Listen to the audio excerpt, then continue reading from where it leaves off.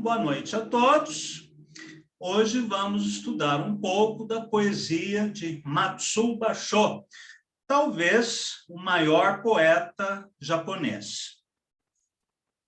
Alberto Marsicano, em seu livro Trilha Estreita ao Confim, apresenta um relato biográfico a respeito de Basho.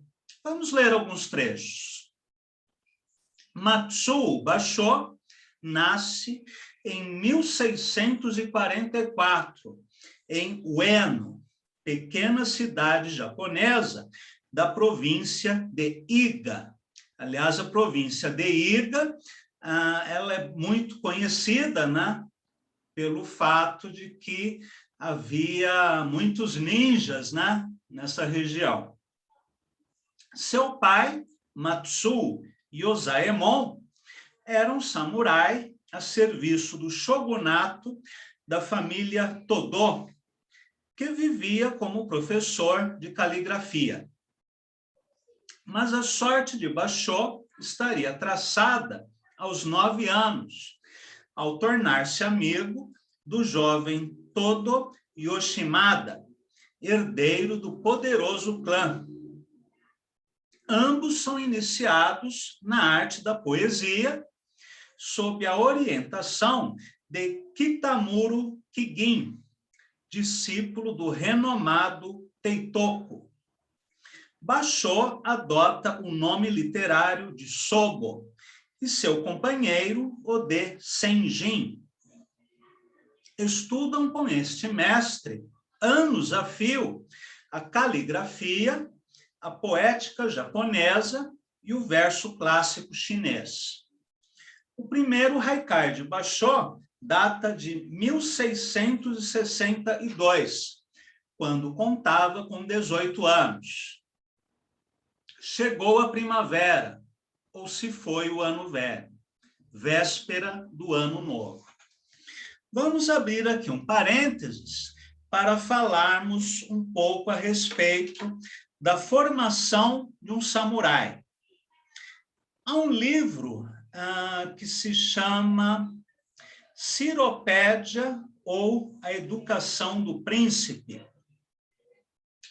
que é um relato sobre o imperador Ciro, né, da Pérsia. E neste livro é dito que os nobres persas tanto aprendiam a arte da espada, da lança, equitação, como normas de etiqueta, de cerimonial e várias outras atividades de cunho mais estético, né? Seja normas de etiqueta, né, na corte, seja manifestações artísticas. Do mesmo modo, no Japão dos samurais, havia o chamado caminho combinado da caneta e da espada. Também é traduzido como o caminho combinado do pincel e da espada. Isso porque um samurai, embora fosse um guerreiro que aprendia as artes da espada, da lança, do bastão, do arco e flecha, da luta corpo a corpo, da equitação, da natação, que era considerada também parte do currículo militar, né, de um guerreiro. Eles aprendiam também a arte da caligrafia, da pintura, da poesia, da cerimônia do chá, do teatro no. O samurai buscava um refinamento em todas as coisas, principalmente a partir do shogunato Tokugawa. Por quê?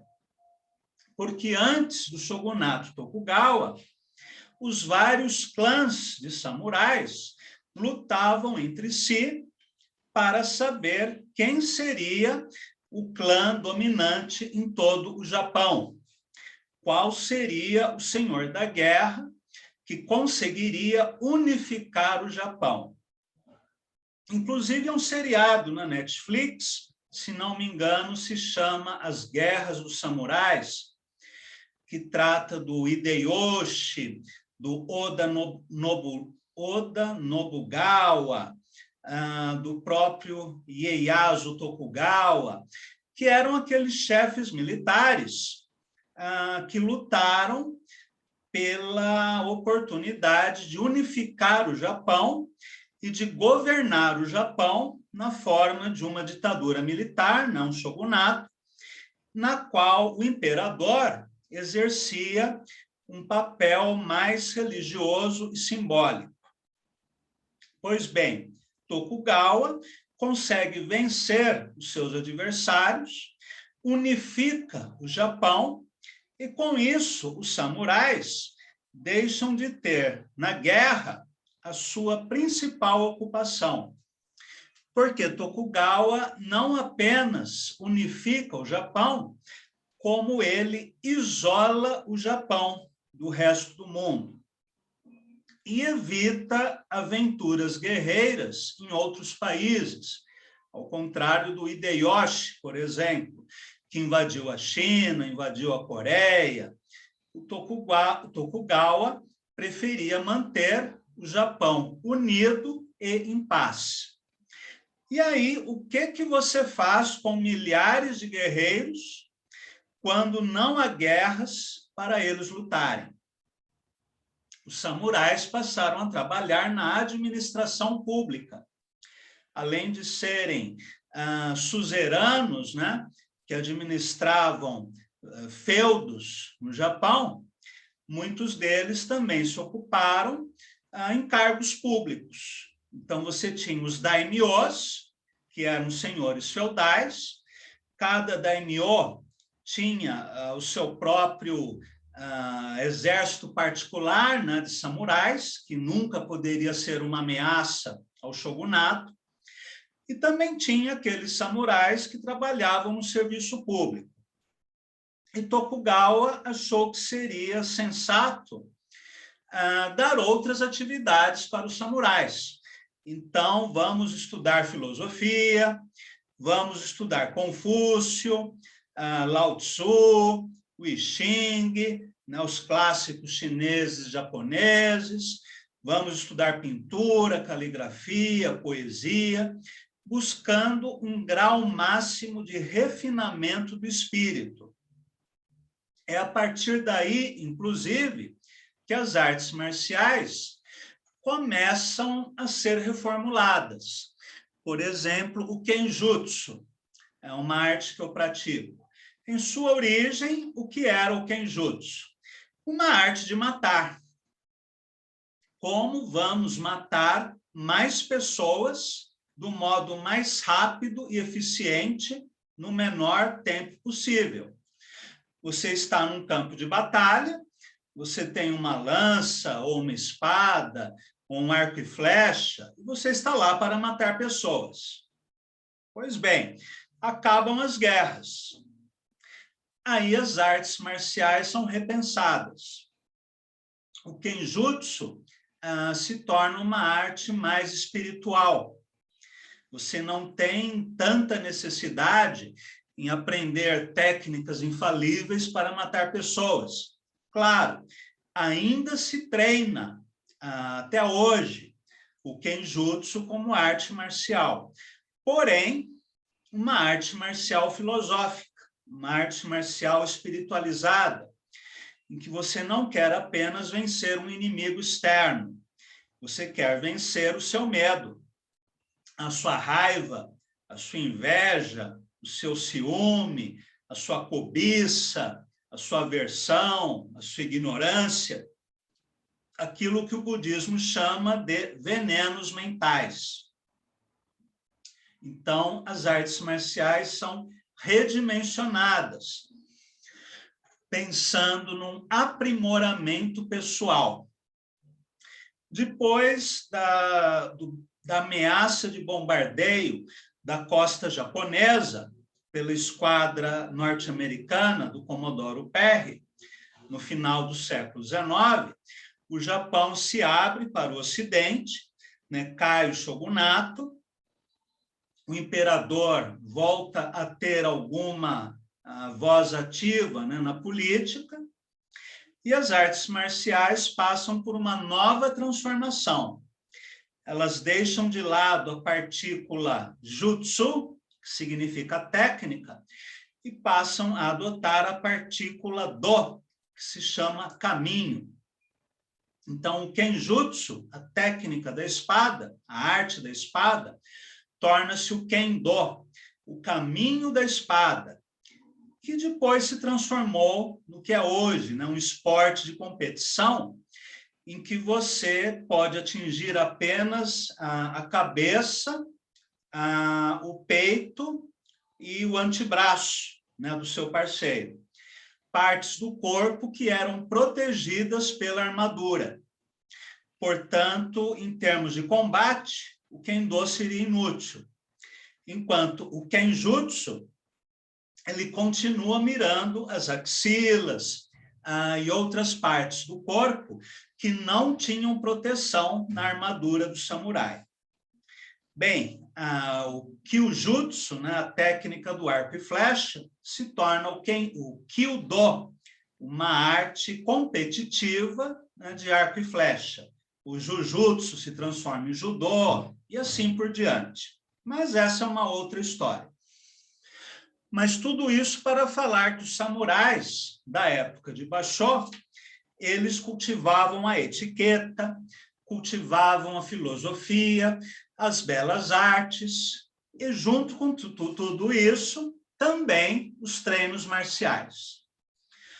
Pois bem, Senjin morre inesperadamente em 1666, e Basho, tendo perdido seu grande amigo e protetor, escreverá: quantas memórias me trazem à mente, cerejeiras em flor, sendo que a cerejeira é a árvore símbolo do Japão. Após a morte de Senjin, Basho passa a se aprofundar na arte do haikai, estudando a literatura clássica japonesa e chinesa. Na primavera de 1672, parte para Edo, atual Tóquio, sede do governo. Nesta cidade, compila uma antologia de haikai, dedicando-a à divindade protetora das letras. No minucioso trabalho, podemos notar, através de seus jocosos comentários, o afastamento progressivo da escola de Teitoku, que insistia em conter o humor e a liberdade originais do haikai. Ele se aproxima, então, da escola Danrin, que irá enfatizar justamente os temas do cotidiano, o humor, a linguagem coloquial, que Basho irá incorporar aos seus poemas, introduzindo, porém, um viés espiritual e filosófico. Em 1682, embora cercado por inúmeros discípulos e admiradores, muda-se para uma pequena choupana às margens do rio Sumida, na periferia de Edo. O retiro despoja nosso poeta das obrigações mundanas e também de boa parte de seus alunos. Esse novo estilo lhe obrigará a viver como eremita, ao lado de apenas poucos estudantes. Um deles planta no jardim uma bananeira, Basho em japonês, que primeiro passa a denominar o local e, posteriormente, o próprio poeta. É importante frisar que, naquela época, essa planta era exótica e muito celebrada pelos clássicos chineses, devido à sua fragilidade diante dos rigores do clima temperado. Nesse mesmo ano, Basho escreve: bananeira na tormenta. Por toda a noite terei de ouvir o gotejar na tina d'água. Por esse tempo, medita muito, procurando livrar-se de todas as influências e criar o próprio estilo. Costumava dizer: não busco o que os antigos criaram, mas sim o que almejaram. Segundo suas palavras, o que os sábios da antiguidade mais buscaram teria sido o makoto.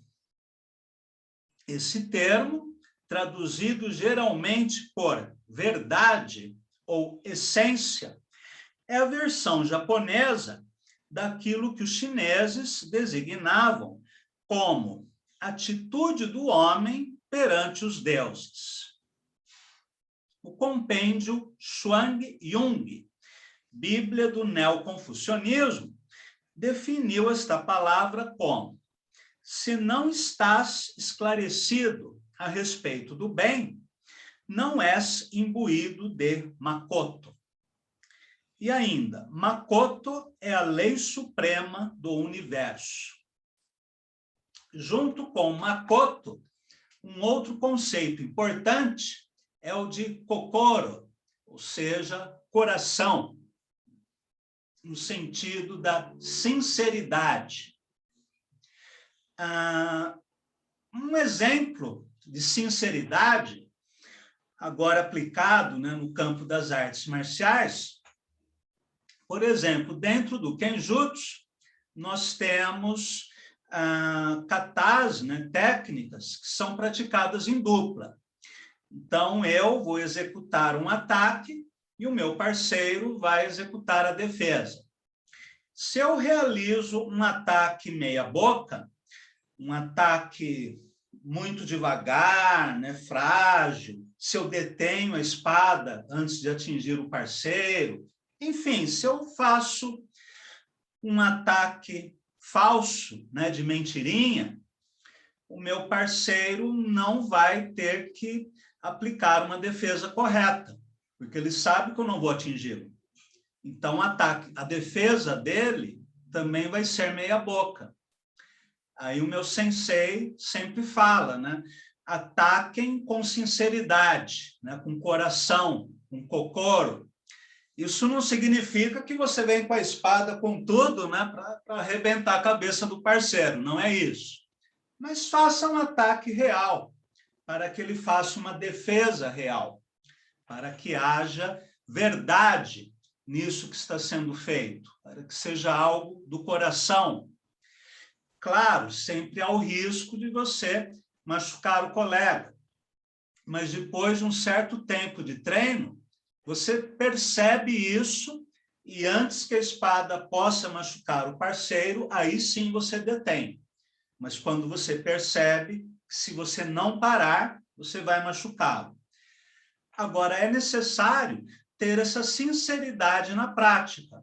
Caso contrário, nós estaremos fazendo um teatro, né? Uma coisa falsa, encenada. Não, a prática tem que ser verdadeira.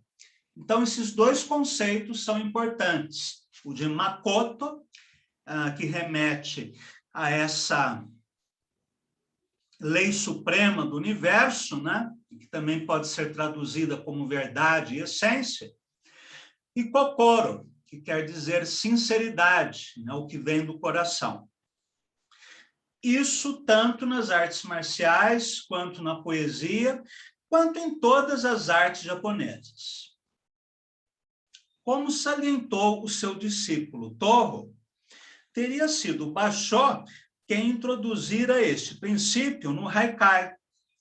O grande interesse do poeta pelos aforismos de Chuang Tzu pode ser notado pela citação deste filósofo chinês, tanto em suas correspondências, como em suas críticas e comentários literários. Alguns pensamentos de Basho sobre o makoto da poesia. Deve ser fixado antes que a luz se apague. a boca prestes a comer a pera. Deixe que um menino o faça. Aprende do pinheiro, diretamente do pinheiro. Do bambu, diretamente do bambu. Claro que essas frases têm um sabor enigmático que nos faz pensar nos koans zen budistas que nós comentamos na semana passada. São frases que não têm, assim, uma tradução precisa, fiel, imediata. São frases para nós pensarmos sobre o seu sentido mais profundo, do mesmo modo que o mestre Zen dava um koan para um discípulo, para que esse discípulo meditasse no sentido do koan. Bem, prometo que não vou dar golpe de bambu em ninguém. Continuando o texto. Em 1681, conhece o mestre Zen Busho e inicia a prática do Zazen, a postura de lótus. Nós já comentamos na semana passada que na postura de lótus você fica sentado com as pernas cruzadas, a coluna ereta, as mãos formando um mudra na altura do umbigo, o pescoço levemente inclinado, a língua no céu da boca e os olhos fixos em um ponto na parede. De preferência, uma parede branca, né, que não tenha nada além do branco da parede. E a ideia é não ter nenhuma ideia. É você não se agarrar a nenhum pensamento. Se surge um pensamento, você deixa ele entrar e faz com que ele saia. Não retenha o pensamento. Procure esvaziar a mente. É um exercício extremamente severo e difícil. Quem já praticou o Zazen alguma vez na vida, sabe que é algo extremamente difícil. Às vezes você consegue calar a mente 5 segundos. Aí você pensa, que legal, eu parei de pensar, eu não estou pensando em nada. Pronto, você já pensou. Aí você já rompeu o silêncio. Claro que é uma prática de uma vida, né? Que ao longo dos anos você vai conseguir esvaziar a mente aos poucos, né? Alguns segundos, 1 minuto, 2 minutos, até aqueles lamas, né? Super avançados do Tibete, que conseguem ficar dias ou semanas, né? Sentados em meditação sem pensar em nada. Mas esse é um estágio muito elevado. Pois bem, o Zen Budismo exercerá uma marcante influência em sua poesia. A grande contribuição de Basho foi a de infundir na concisa forma do Haikai a amplidão do pensamento Zen. Via num pequeno crisântemo o Dharma, a ordenação cósmica do universo, e cristalizou essa percepção instantânea em um poema. Em profundo silêncio, o menino, a cotovia, o branco crisântemo. Interessante aqui nesse poema que ele coloca no mesmo nível um ser humano, um menino, uma ave, a cotovia, e uma flor, o branco crisântemo. Isso porque no budismo, assim como no hinduísmo, não apenas o ser humano é considerado um ser senciente, digno de respeito, mas todos os seres, desde o micróbio até o elefante, a baleia, o ser humano, todos nós somos seres vivos, dignos de respeito. Bem, suprimindo as fronteiras entre o mundo interior e exterior, o ser individual emerge na totalidade como uma gota no oceano. Basho contemplava num harmonioso entardecer, uma tranquila lagoa, quando uma rã, saltando sobre a água, rompeu subitamente a lisa superfície, não com um forte ruído, mas com um som claro e distinto.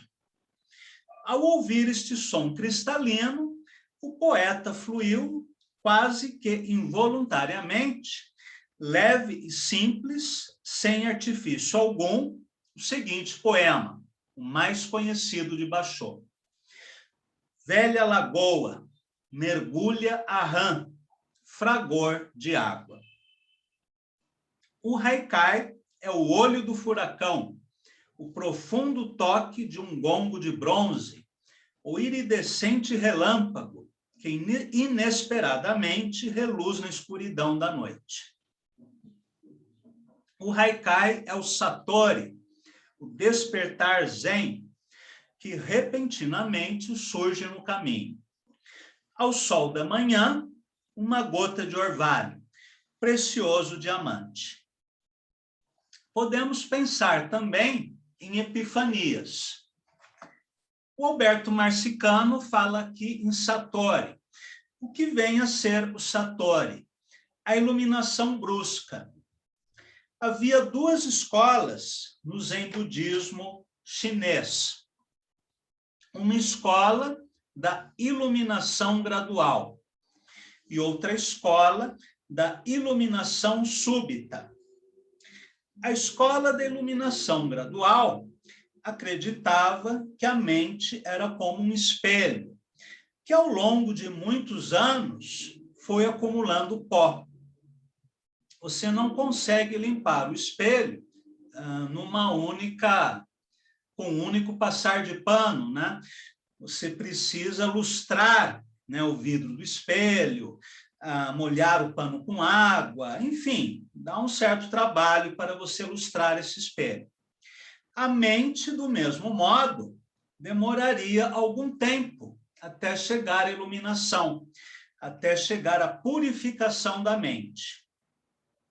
Bem, há um certo monge chamado Huineng, que trabalhou como empregado doméstico no mosteiro, antes de se tornar monge, inclusive abade, né, do mosteiro. Esse Huineng escreveu um poema em que ele dizia que não há espelho, não há pó e, portanto, não há o que ser limpo. Isso significa que tudo isso é ilusório. A nossa mente é ilusória. A sujeira da mente é ilusória. O método para limpar a mente também é ilusório. A única realidade é a iluminação, o satori. Daí a escola dele ser designada como a escola da iluminação brusca. E essa iluminação brusca se dava dos modos mais diversos e curiosos, né? Por exemplo, um monge chama a atenção de um noviço para alguns patos que estavam revoando. Aí o discípulo pergunta, onde estão os patos? Então o mestre segura o nariz do discípulo e puxa com força, até ele sentir dor. Depois o mestre larga o nariz do discípulo e, a partir dessa experiência dolorosa, ele chega à iluminação. Há outros relatos, né? Como, por exemplo, quando o mestre pega, né, um bastão de bambu, né, bate nas costas do discípulo, eles têm assim uma experiência de surpresa, né, de dor, de pasmo, e nisso ele interrompe todos os pensamentos e tem uma experiência de satori. Isso não quer dizer que o satori tenha que ser sempre doloroso. Você pode estar contemplando, né, uma rã saltando numa lagoa e, de repente, você tem aquela iluminação brusca. James Joyce chamava isso de epifania, embora relacionando a epifania com a experiência estética. Por exemplo, eu viajo a Roma, vou visitar um museu, estou frente a frente com uma escultura de Michelangelo, aí eu olho para aquela escultura de Michelangelo e parece que nada mais existe. Eu não tenho contas para pagar, não tenho meus alunos, não tenho que preparar aula, não tenho mulher, não tenho filho, não existe Brasil, não existe golpe, não existe nada. Existe apenas aquela escultura maravilhosa que eu estou contemplando. Essa é uma experiência que Joyce chamaria de epifania, e que, de certo modo, nós podemos aproximar a essa ideia de Satori. O pior de tudo, segundo alguns, não é chegar ao Satori, mas esquecer o Satori. Perguntaram ao monge Daijo, do mosteiro Morro da Vargem, no Espírito Santo, onde eu fui há muitos anos atrás, será muito difícil alcançar a iluminação. E ele respondeu, mais difícil é esquecer a iluminação, já que a ideia budista é transcender tudo, inclusive transcender o Satori. Bem, vamos continuar, depois abrimos para alguma discussão. O haikai deve conter pelo menos uma palavra que faça referência a uma estação do ano. Esta relação pode ser transmitida por expressões como vento de outono, fim de verão, lua cheia de outono, ou indiretamente simbolizada através de fenômenos naturais, ocorrentes durante as respectivas estações. Por exemplo, vento do leste, montanhas sorridentes, rã, bicho da seda, glicínia, azaleia, etc. Bem, no final de 1682, o grande incêndio que aniquilou Edo chegou até a periferia da cidade, destruindo completamente a choupana de Basho. A exemplo de Saigyo e Soji, poetas monges da antiguidade, que tanto admirava, Basho passaria em contínua viagem o resto de seus dias. Basho, como os filósofos e eruditos, tinha raspado a cabeça e vestia-se de negro. Sua fama como grande haikaísta tinha se espalhado por todo o país e era sempre bem-vindo por onde passasse. São 3 seus principais relatos de viagem. Visita ao Santuário de Kashima, datado de 1687. No ano seguinte, escreve Visita a Sarashina. Neste relato, que descreve a subida de uma íngreme montanha, podemos vislumbrar todo o processo iniciático do Zen budismo, com suas duras provas e dificuldades na trajetória. Mais tarde, em 1689, ele começa a escrever o diário de viagem Trilha Estreita ao Confim. Esse título também é traduzido como Sendas de Oku. Esta longa jornada se inicia quando Basho, não resistindo ao chamado dos deuses da montanha, é impelido às remotas províncias do norte, passando por paragens ainda hoje consideradas longínquas e misteriosas. Certos autores têm a firme convicção de que o poeta percorria estes caminhos tomado por poderes mágicos e uma força espiritual muito intensa que o possuía por completo. Nesta obra, manifesta-se o fluir contínuo e errante através da eternidade, a compulsante unidade estabelecida entre o elemento efêmero, transitório, imutável, e a imutável e eterna essência. Como neste haiku: gota de orvalho, ao sol da manhã, precioso diamante. Em 1694, deixa Ueno e caminha até Osaka, onde adoece gravemente. Seus discípulos, desconfiados do desenlace próximo, pedem-lhe que faça seu último poema.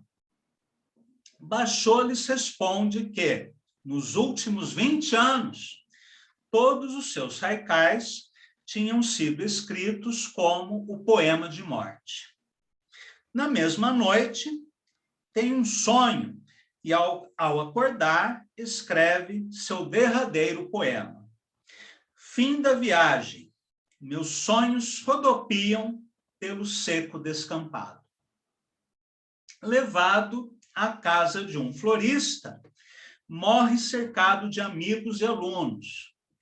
Está enterrado às margens do lago Biwa, que significa alaúde em japonês. Creio que seja pipá em chinês. No jardim do templo Yoshinaka, à sombra de uma bananeira. Antes de lermos os relatos de viagem de Basho, seria interessante ressaltarmos o fato de que empreender uma viagem sozinho por lugares íngremes do Japão do século XVII era uma aventura bastante perigosa. Você poderia sofrer o ataque de assaltantes ou ainda ser vítima de um animal selvagem, ser picado por uma cobra venenosa, por uma aranha, um escorpião, ficava à mercê do tempo, né, da chuva, das tempestades, dos ventos frios. Você dormia no meio do caminho, podia ser morto durante o sono. Enfim, era algo muito arriscado. E Basho percorria várias regiões remotas do Japão, sempre a pé e não montado a cavalo. E essas viagens eram motivadas, sobretudo, pelo desejo de conhecer paisagens conhecidas por sua beleza, seja uma montanha, seja um lago, um bosque florido, ou qualquer outro recanto natural do Japão, né, conhecido pela sua beleza. Até hoje, no Japão, há excursões organizadas, claro que agora com ônibus, né, com toda a segurança possível, são organizadas excursões até esses lugares conhecidos pelas suas cerejeiras, né, por todas as suas belezas naturais. Bem, antes de iniciarmos a leitura de alguns trechos de seus diários, alguém gostaria de perguntar ou comentar alguma coisa?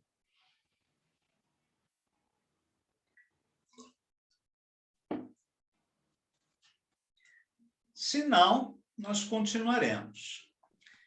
Cláudio. Oi, Rodrigo. Tudo bem? Tudo bem.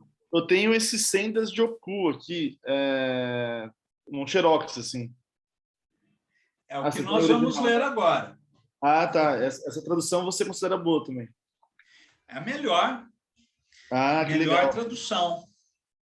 É uma que pena que só tem a tradução de um diário, que é o principal diário de Basho, né? O Sendas de Oku. Já neste outro volume, o Roberto Marcicano traduz 3 diários. Então, se você puder conseguir também um outro livro, seria legal. Eu vou atrás desse, sim. E é sempre direto do japonês, a tradução? Sim. No caso do Alberto Marcicano, quem fez a tradução literal do japonês para o português foi Kimi Takenaka. E a partir dessa versão literal, o Alberto Marcicano trabalhou no texto em português, né, para dar uma versão literária final. Do mesmo modo que o Otávio Paz não sabia japonês. Ele contou com a parceria de alguém que fez a tradução literal do japonês para o espanhol. Aí ele trabalhou no texto em espanhol para chegar a uma versão literária mais elegante, e é a partir dessa versão espanhola que a Olga Savary traduziu para o português. Ah, perfeito. O Gustavo comentou aqui no chat que tem a versão do Carlos Versosa. Se eu não me engano, o Carlos Versosa era daqui de Londrina e foi para a Bahia. Eu tenho o livro dele. Eu vou pegar rapidamente na minha estante e já mostro para vocês. Um minuto só. Ah, sim. O Gustavo está comentando que a tradução é do Otávio Paz, né? Mas a versão em português é do Carlos Versosa. Sim, eu já vou buscar o livro, um minutinho só. Ah, tá. Ô, Gustavo, você mora na Bahia?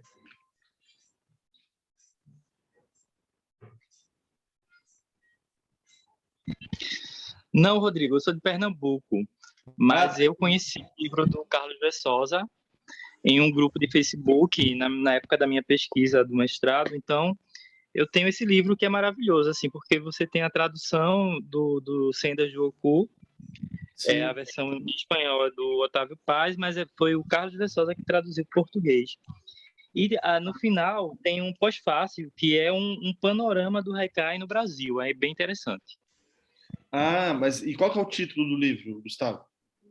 É Oku, Viajando com Bachô. Oku, viajando com Bachô.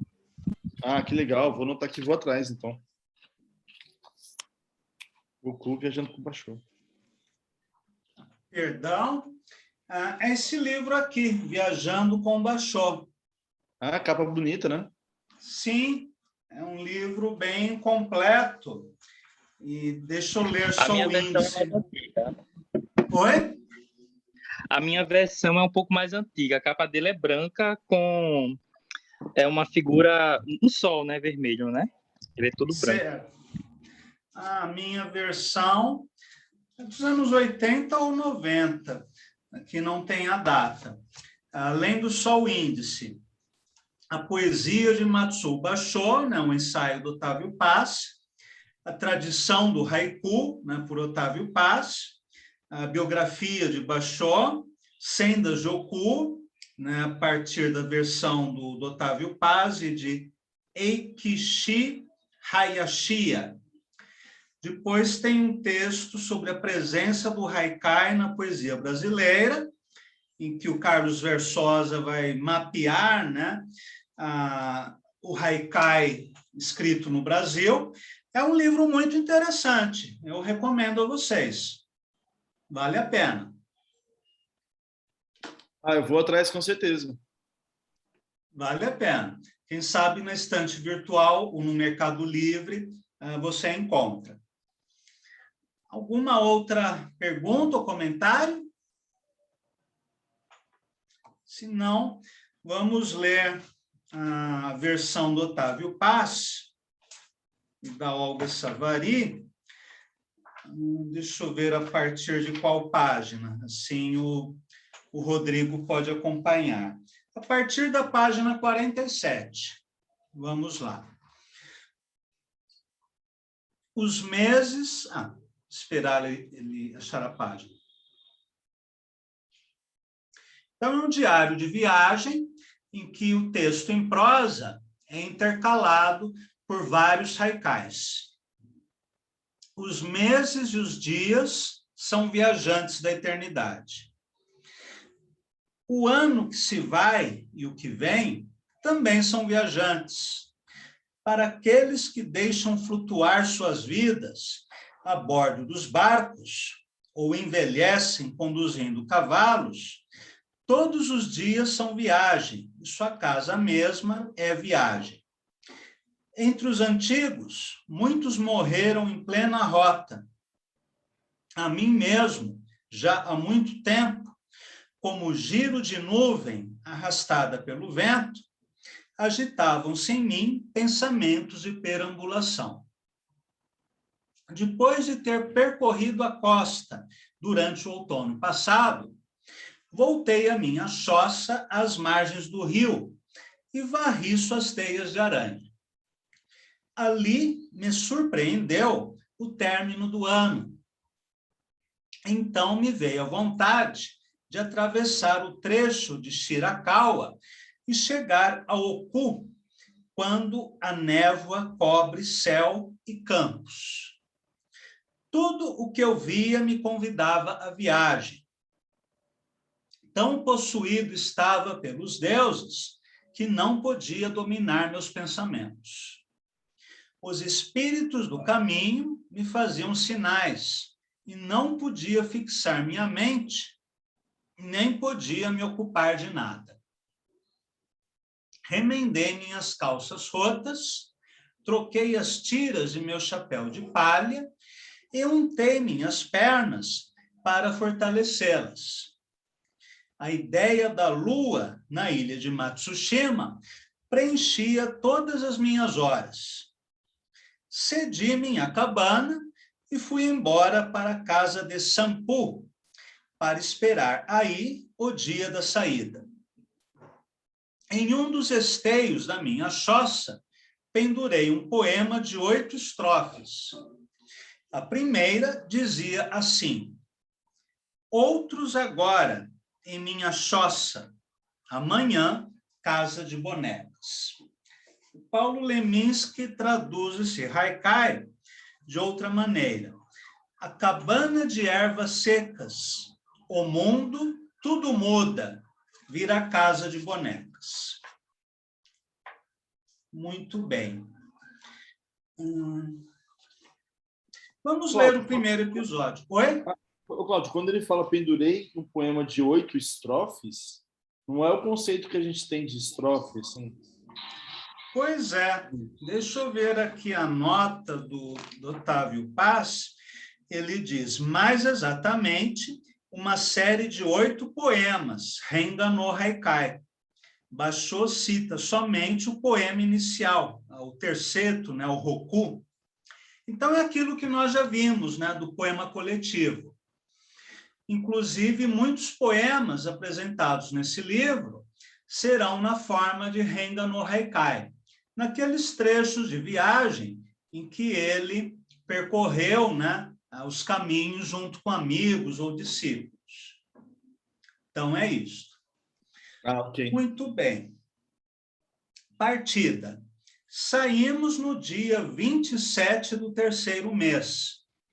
O céu da alvorada envolto em vapores, a lua em minguante e já sem brilho, via-se vagamente o Monte Fuji.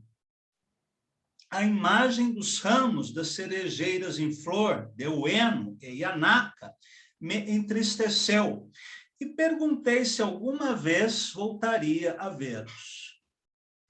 Desde a noite anterior, meus amigos se haviam reunido em casa de Sampu para acompanhar-me no curto trecho da viagem que faria por água.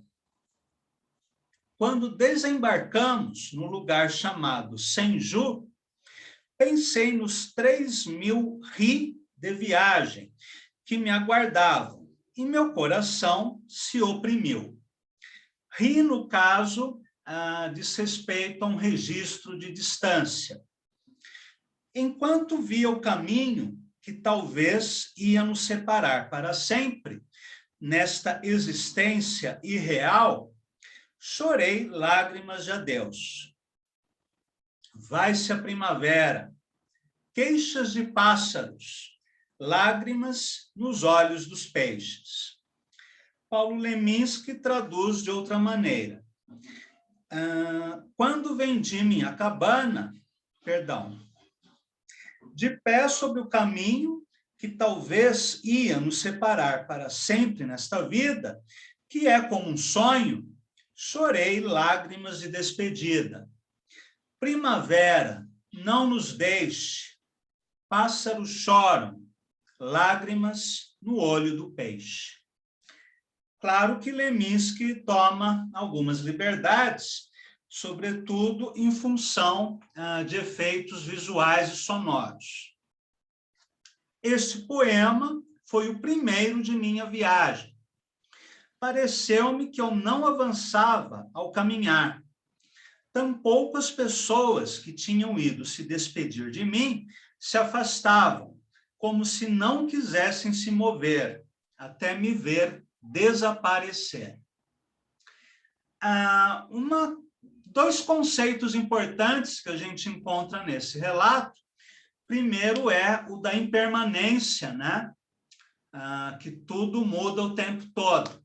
E segundo, o da irrealidade dos fenômenos, que não tem uma existência permanente. Então, tudo à nossa volta é como se fosse um sonho.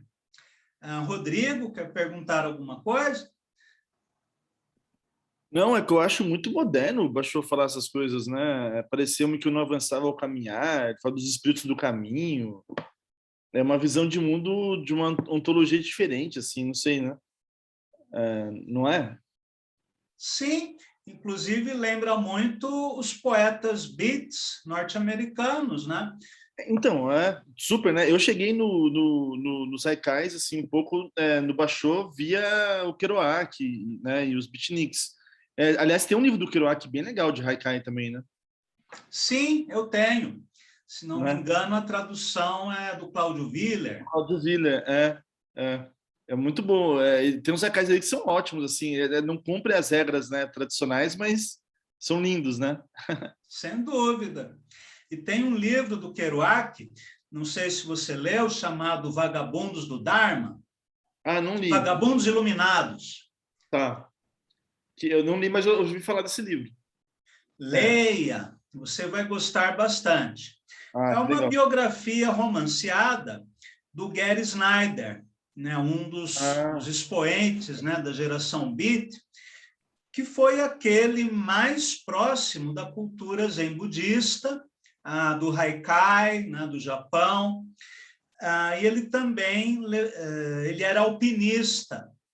Então, esse livro narra várias excursões, né, de alpinismo feitas pelo Gary Snyder, que, de certo modo, são comparáveis, né, às viagens do Basho. É um livro muito gostoso, eu recomendo muito, Os Vagabundos Iluminados. O Cláudio, será que Kerouac. o Basho seria o primeiro modelo do viajante escritor, tanto no Oriente quanto no Ocidente? Não teria muita segurança para garantir isso a você.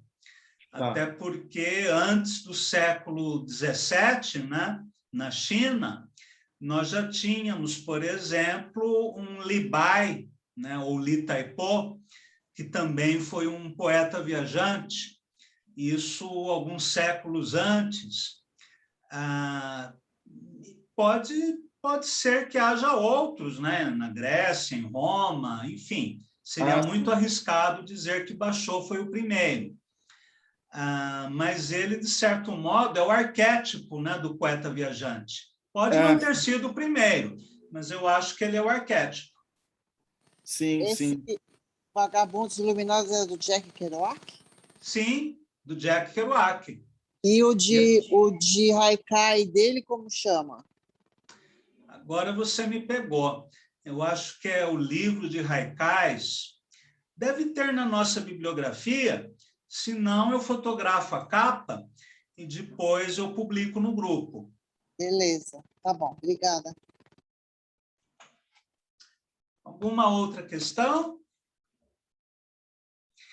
Então, vamos ler um pouquinho do Senda Joku, agora na página 57.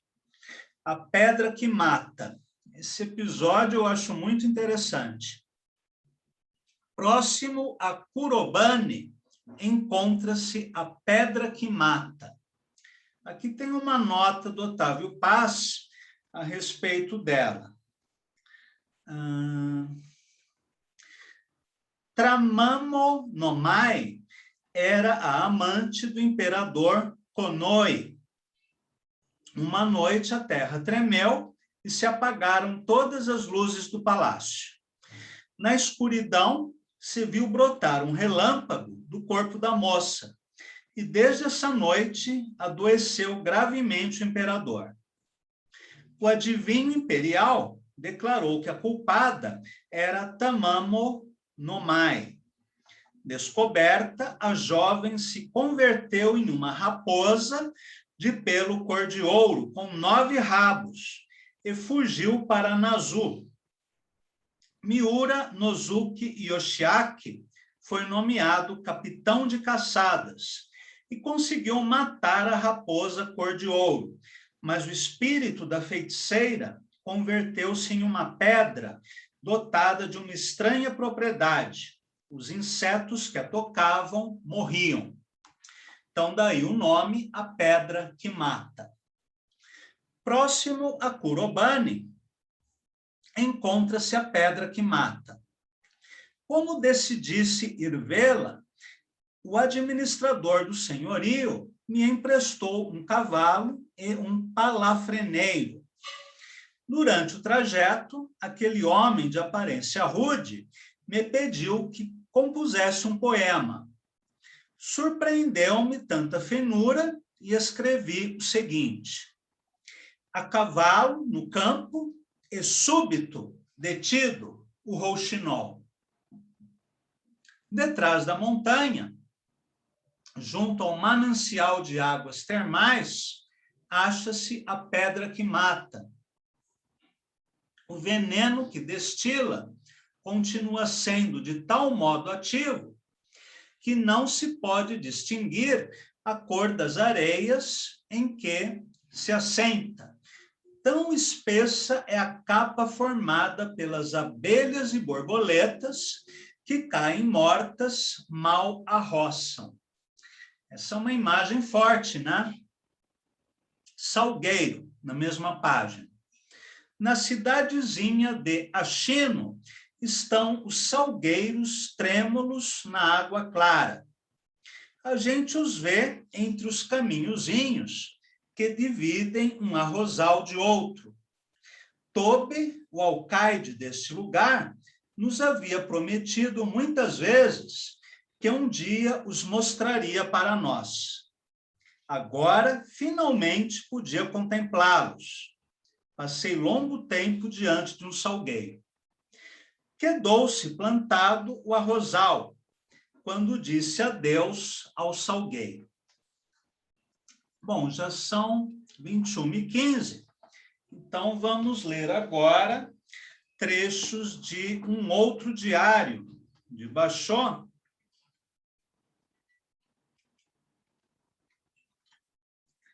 Agora na tradução do Alberto Marcicano, visita a Sarashina.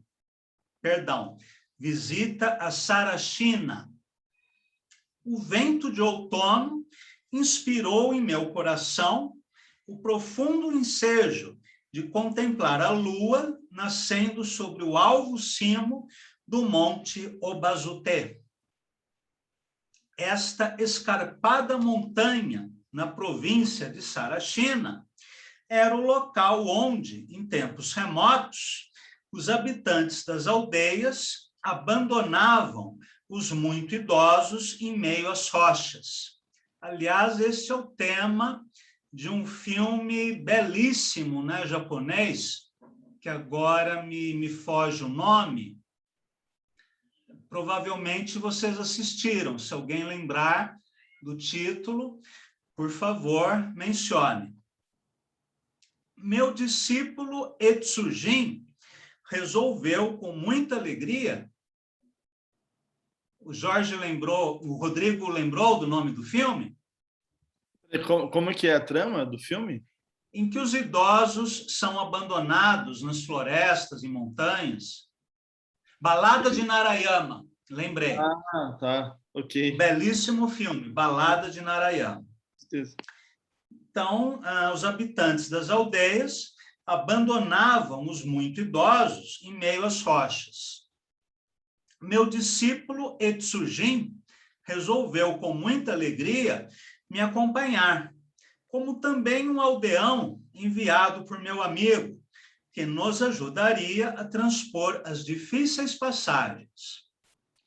A estrada de Quizó, que nos conduzia a este local, era escarpada e perigosa, serpenteando pelas íngremes encostas e altos penhascos. Como nenhum de nós era suficientemente experiente para esta difícil travessia, sentimos a necessidade da ajuda mútua. Este sentimento nos transmitiu a coragem necessária para enfrentar esta magnífica jornada.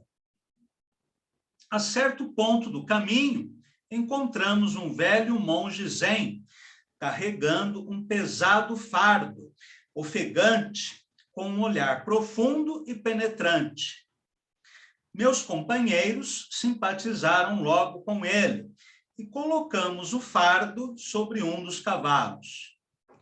No alto, centenas de alvos cumes erguiam-se às alturas no desfiladeiro e, à nossa esquerda, um vertiginoso precipício se arrojava sob os turbilhões abissais da correnteza de um riacho.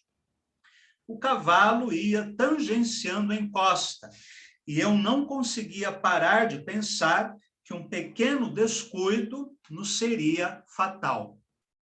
Vou ler apenas esse trecho do diário e daqui até o final da aula eu vou ler alguns haikais de Basho traduzidos por Paulo Leminski. Um que nós lemos na semana passada, que eu acho belíssimo, Dia de Finados, do jeito que estão, dedico as flores. Lua na neve, aqui a vida vai ser jogada, em breve. Velha lagoa, o sapo salta, o som da água. Doente em viagem, sonhos vagueiam pela várzea. Tasca oca, a cigarra, cantou-se toda. Numa tradução bem livre do Leminski, nem vem que não tem, eu penso crisântemo, crisântemo em mim também. O mar escurece, a voz das gaivotas, quase branca. Cereja em flor, vermelha, vermelha, vermelha, vermelha flor. Começo da poesia, o canto dos plantadores de arroz desta província. Relampagueia, através das trevas, a garça ecoa. Chuva de primavera, a água escorre do teto pelo ninho de vespas. Pulgas, piolhos, um cavalo mija do lado do meu travesseiro. A armadilha do polvo, sonhos flutuantes, lua de verão. Em Quioto, com saudades de Quioto. Ah, o rouxinol. O cavalo pula, o coração me vê dentro de uma pintura. Do orvalho, nunca esqueça o branco gosto solitário. E aqui terminamos esta pequena apresentação da poesia de Basho. Na próxima aula, conversaremos sobre os discípulos e sucessores de Basho, como Issa, Buzon e Chiqui. Perguntas, comentários? Na próxima aula você indica algum livro específico com as poesias do Issa, Buzon e Chiqui? Não, aí no caso eu vou me utilizar de uma apostila que eu enviarei a vocês, né, por e-mail, e nessa apostila há traduções de vários autores. Agora, um autor em particular, que eu sempre recomendo, é o Paulo Franchetti, né?